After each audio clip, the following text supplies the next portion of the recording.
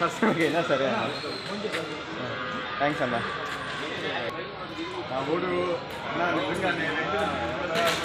గారి భార్య గురించి ఎప్పుడైతే మాట్లాడారో ఆ రోజే మీ ఓటమి అంగీకరించి ఇదైపోయింది. ప్రజలు చిత్తుగా ఓడించారు. ఏ వంశీ అయితే యార్లగడ్డ వెంకట్రావు చేతుల్లో మీద గెలిచాడో అదే యార్లగడ్డ వెంకట్రావు మీద వంశీ ఓడిపోయాడు. గుడివాడ రాము ఓన్లీ చంద్రబాబు గారి మీద అభిమానంతో పోటీ చేయాలని అమెరికా నుండి వచ్చి పోటీ చేసి నిన్ను చిత్తుగా ఓడించాడు. ముందు ఇక్కడ చూసాం కేసినేని నాని తెలుగుదేశం పార్టీని ఖాళీ చేస్తా అన్నాడు. చివరికి ఆయనే ఖాళీ అయిపోయాడు. కేసినేని భవన్ కూడా ఖాళీ అయిపోయింది. అందుకనే వీళ్ళందరూ ఉత్తర కుమారులాగా ప్రగల్భాలు పలికినటువంటి వ్యక్తులు. ఈ ఉత్తర కుమారులందరూ కూడా అప్పుడే రాష్ట్రం వదిలి పారిపోయారు. మేము ప్రతిపక్షంలో కూడా దమ్ముగా ధైర్యంగా ఇక్కడే ఉండి పోరాటం చేసాం. అది వీరోచితం అంటే. వీరోచితం అంటే ప్రతిపక్షంలో కూడా పోరాడినాడు వీరోచితం. కానీ ఎన్నికల కౌంటింగ్ అవగానే వెళ్ళిపోవడం, 2 రౌండ్లో కానీ మధ్యలోంచి పారిపోవడం ఏంటిది? అధికారాన్ని అడ్డం పెట్టుకొని ఎవరైనా రౌడీజం చేస్తారు. మీరు రౌడీజం చేశారు, భూములు దోచుకున్నారు. ఇక్కడ ఒక ఆయన అయితే గొల్లపూడిలో ఆఫ్టర్ ఆల్ ఎమ్మెల్సీ దాదాపు 300-400 కోట్ల రూపాయలు సంపాదించాడు. ఇవన్నింటి మీద కూడా ముందు ప్రభుత్వం ఎంక్వైరీ ఉంటుంది. సజ్జల రామకృష్ణారెడ్డిని ఇవాళ రేపు లోపడేస్తారు. నా బీసీలు అన్నావు, మంగళగిరి నియోజకవర్గం బీసీల నియోజకవర్గం అన్నావు, మంగళగిరి నియోజకవర్గం బీసీల అడ్డా అన్నావు. నిజమే, మంగళగిరి నియోజకవర్గం అనేది ఎప్పటికీ బీసీల అడ్డే, బీసీల నియోజకవర్గమే. కానీ ఆ బీసీలు బ్రహ్మరథం పట్టింది పెద్ద బీసీ లోకేష్ బాబు గారికి. అంటే నువ్వు బీసీ వ్యతిరేకవి, నువ్వు బీసీ వ్యతిరేకవి. కాబట్టికి పెద్ద బీసీ ఎవరు? లోకేష్ బాబు. కాబట్టికి లోకేష్ బాబుకి మీ అన్నదమ్ములు జగన్మోహన్ రెడ్డి, కేటీఆర్కి ఎన్నికల్లో ఎంత మెజార్టీ వచ్చిందో మా బీసీలందరం కూడా అంతకన్నా ఎక్కువ మెజార్టీతో గెలిపించాం. ఒకటి మాత్రం గుర్తుపెట్టుకో, జగన్మోహన్ రెడ్డి అండుకో. జగన్మోహన్ రెడ్డికి రాజకీయాలు, జగన్మోహన్ రెడ్డి జీవితం జైలు జీవితమే. దీంట్లో రెండో క్వశ్చనే లేదు అసలు. ఎందుకంటే పక్కనున్న తమిళనాడులో శశికళ చేసిన అవినీతి, ఆమె దాదాపు 6 సంవత్సరాలు జైలు శిక్ష అనిపించింది, 7 సంవత్సరాలు. కానీ జగపట్టికి జగన్మోహన్ రెడ్డి 3 జన్మలు ఎత్తినా సరే తరగని శిక్ష పడింది జగన్మోహన్ రెడ్డి. కాబట్టి జగన్మోహన్ రెడ్డి జీవితం జైలు జీవితం. కానీ ఎవరైతే ఈ పిచ్చి కుక్కలు ఈ కృష్ణా జిల్లాలో ముఖ్యంగా ఉన్నారో ఆ పిచ్చి కుక్కలు, ఆ పిచ్చి కుక్కల్ని వదిలే ప్రసక్తే లేదు. మేము దమ్ముగా వాళ్ళ అధికారంలోకి వచ్చినామని మాట్లాడలా. నేనైతే అధికారంలో లేనప్పుడు కూడా చెప్పా, అదే కొడాలి నాని వంశీ మీరు నన్ను చంపేయండి 2024కి, లేదా మిమ్మల్ని వదిలే ప్రసక్తే లేదు. మాత్రం వదిలే ప్రసక్తే లేదు. మేము ఆ రోజు చెప్పాం, ఈరోజు చెప్తున్నాం. ఎందుకంటే నిజాయితీకి నీవుటర్థం ఆ కుటుంబం. ఆ కుటుంబాన్ని వ్యక్తిగతంగా మాట్లాడినందుకు వాళ్ళని వదిలే ప్రసక్తే లేదు. ఎక్కడ ఉన్నాయి, హైదరాబాద్లో ఉన్నాయి, విదేశాల్లో ఉన్నాయి లేదు. ఇది రివెంజ్ కాదు. రివెంజ్ అనుకుంటున్నారేమో, కనీస ధర్మం. మరి మేము ఏం చేయకుండా ఉంటే చేతకాని వాళ్ళ కింద ఉంటాం, కానీ మంచితనంగా ఉన్నాం. చంద్రబాబు నాయుడు గారు జాతకం ఏంటంటే మార్క్ జాతకుడు చంద్రబాబు నాయుడు గారు. ఉదాహరణకు ఒకటే చెప్తా, చంద్రబాబు నాయుడు గారిని వైఎస్ రాజశేఖర రెడ్డి అసెంబ్లీలో ఫినిష్ చేస్తానన్నాడు. భగవంతుడు ఎమ్మన్నే వైఎస్ రాజశేఖర రెడ్డిని ఫినిష్ చేశాడు. ఇదే జగన్మోహన్ రెడ్డి అసెంబ్లీలో నేను తలుచుకుంటే నీకు ప్రతిపక్ష హోదా ఉండదు అన్నాడు. 151 మధ్యలో 5 తీసాడు. ఒకటి ఉంచాడు. ప్రతిపక్ష హోదా కూడా లేకుండా చేశాడు భగవంతుడు, ప్రజలు. అది చంద్రబాబు నాయుడు గారు మహర్జాతకుడు అనేది. చంద్రబాబు నాయుడు గారు అనే వ్యక్తి పడిలేచిన కెరటం. 2019లో తెలుగుదేశం పార్టీకి 23 సీట్లు రాగానే తెలుగుదేశం పార్టీలో అప్పటి వరకు అనిపించినటువంటి వాళ్ళు కానీ వేరే వాళ్ళు కానీ పార్టీ వదిలిపోవడమే కాకుండా 3 సంవత్సరాల వరకు పత్తా లేనటువంటి నాయకులు ఉన్నారు.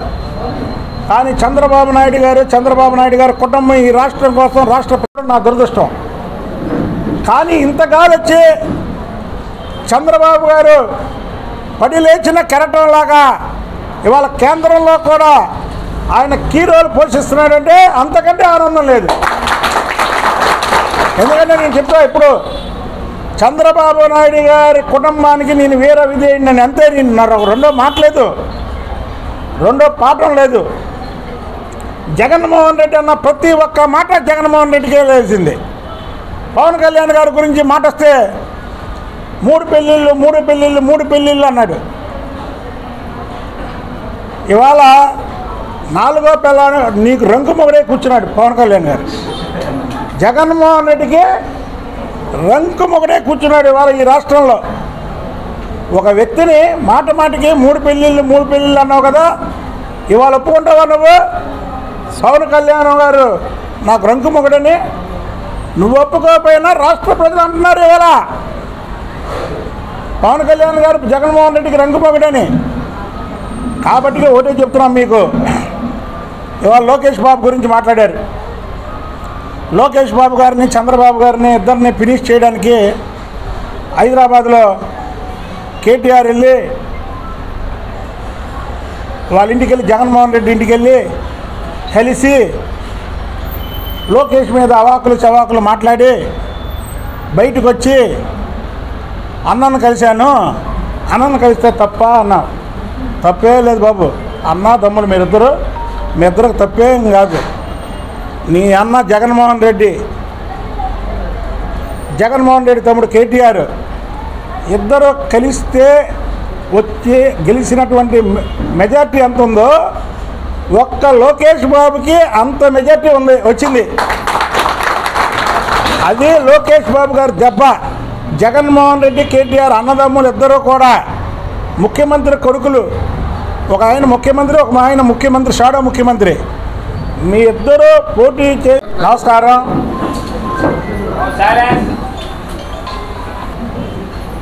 ఎలా ఉందో చూశారు.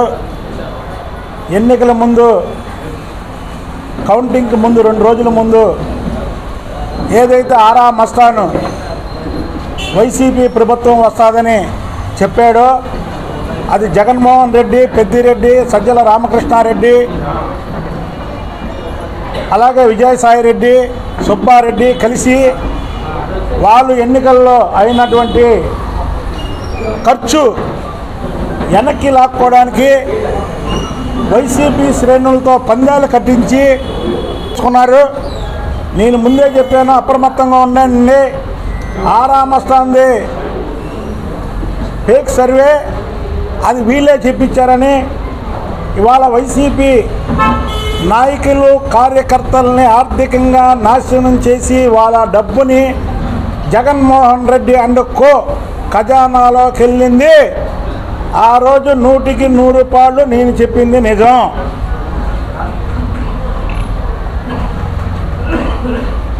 ఇక రాష్ట్రంలో 5 సంవత్సరాలుగా ప్రజావేదిక కూల్చిన దగ్గర నుంచి పిచ్చికొక్క నాని, అలాగే మరో పిచ్చికొక్క మా పార్టీలోంచి వెళ్ళినటువంటి వంశీ, అలా మా పార్టీలోంచి వెళ్ళినటువంటి దేవినేని అవినాష్, అలా దూరంపూడి చంద్రశేఖర్ రెడ్డి, అలాగే అంబటి రాంబాబు, అలాగే చెవిరెడ్డి భాస్కర్ రెడ్డి, ఇక రోజానైతే ఈరోజే చూసాం వాళ్ళ నియోజకవర్గంలో వాళ్ళ కార్యకర్తలే తరిమి కొట్టారు.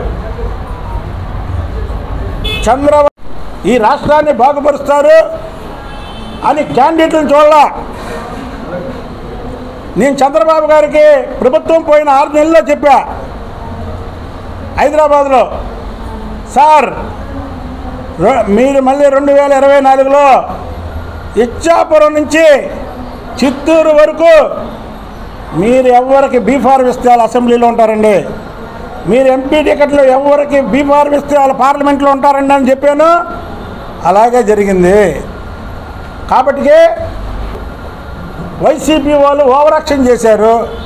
ఆ ఓవర్ యాక్షన్ చేసిన వాళ్ళు మా కృష్ణా జిల్లాలో, అందులో తెలుగుదేశం పార్టీలో పుట్టి తెలుగుదేశం భిక్షతో ఎమ్మెల్యేలు అయ్యి తెలుగుదేశం భిక్షతో డబ్బులు సంపాదించుకొని తెలుగుదేశం మీద, చంద్రబాబు గారి మీద, చంద్రబాబు నాయుడు గారి కుటుంబం మీద అవాకులు చవాకులు పేలిన ఏ వ్యక్తిని కూడా వదిలే ప్రసక్తే లేదని తెలియజేస్తున్నా.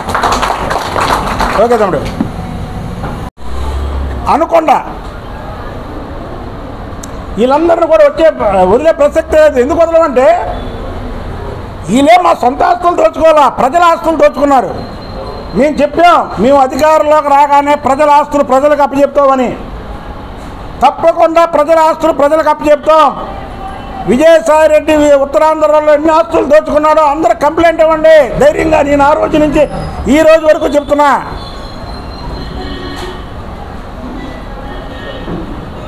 ఇన్ని లక్షల మెజార్టీ అండి, ఒక్కొక్కరు వేల, అన్ని వేలు. నేను చెప్పా, ఇది డబుల్ హీరో సినిమా. ఎప్పుడైతే చంద్రబాబు నాయుడు గారు, పవన్ కళ్యాణ్ గారు ఒక వేదిక మీదకి వచ్చారో ఇది ఒక డబుల్ హీరో సినిమా అయిపోయింది. ఎవరు కూడా తెలుగుదేశం పార్టీ శ్రేణులు కానీ, జనసేన శ్రేణులు కానీ ఇది మేము గెలిచాం లేదా మాకింత మెజార్టీ వచ్చిందని ఎవరు మాట్లాడకండి. మీకు వేసిన ప్రతి ఒక్క ఓటు కూడా చంద్రబాబు నాయుడు గారు, పవన్ కళ్యాణ్ గారిని చూసే వేశారు. అది మనం దగ్గర పెట్టుకొని పని చేయాల్సినటువంటి బాధ్యత ఇవాళ గెలిచిన ప్రతి ఒక్కరి మీద ఉంది. జగన్మోహన్ రెడ్డి వ్యతిరేకం, ఇద్దరు హీరోలు అవతల ఒక విలన్. ఒక విలన్కి ఇద్దరు హీరోలకి మధ్య జరిగిన ఫైటింగే మే 13 జరిగినటువంటి పోలింగ్. ఆ పోలింగ్లో రాష్ట్ర ప్రజలు ఇప్పుడు వరకు భారతదేశ చరిత్రలో ఇంత మెజార్టీలు ఇచ్చిన చరిత్ర దాఖలాలు ఎక్కడా లేవు. చంద్రబాబు నాయుడు గారు ఇంకోటి చెప్పాలి. మనం సినిమాలు చూస్తాం. 24 జూన్ 4 మళ్ళీ తెలుగుదేశం పార్టీ 2. మీకు ఏదైతే 41 సంవత్సరాలు 1, ఎందుకంటే తెలుగుదేశం పని అయిపోయింది అన్నారు. మళ్ళీ తెలుగుదేశం పార్టీ పార్ట్ 2 ఇది. ఇంకో 45 సంవత్సరాల వరకు తెలుగుదేశం పార్టీకి తిరగలేదు. ఇది ప్రతి ఒక్కరూ ఆలోచన చేయాలి. ఎందుకంటే ప్రాంతీయ పార్టీ, ఇదేమీ జాతీయ పార్టీ కాదు. ప్రాంతీయ పార్టీలో ఎన్నో ఒడిదుడుకులు పడ్డటువంటి చంద్రబాబు గారు మళ్ళీ పార్టీని రక్షించి మళ్ళీ టీడీపీ 2. ఇందులో చంద్రబాబు గారికి ఎంత పాత్ర ఉందో మాకు తెలిసి లోకేష్ బాబు గారికి కూడా అంతే పాత్ర ఉంది. ఈసారి భువనేశ్వర్ గారికి, బ్రాహ్మణి గారికి కూడా పాత్రలు ఉన్నాయి. నేను ఈ మాట ఇవాళ చెప్పడం కాదు, గత సంవత్సర కాలంగా చెప్తున్నా. ఎందుకంటే వాళ్ళు తూర్పు, పడమర, ఉత్తర, దక్షిణ లాగా విడిపోయి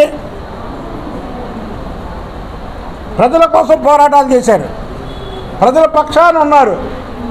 కాబట్టి ఇది తెలుగుదేశం పార్టీ 2 మళ్ళీ ఇంకొక 40 సంవత్సరాలు దీనికి తిరుగులేదు, ఎదురు లేదు. చంద్రబాబు నాయుడు గారు, పవన్ కళ్యాణ్ గారి కాంబినేషన్లో ఇది పెద్ద విజయం. ఈ విజయం మోడీ గారికి, చంద్రబాబు నాయుడు గారికి, పవన్ కళ్యాణ్ గారికి అంకితం. ఈ ముగ్గురు మనగాళ్ళు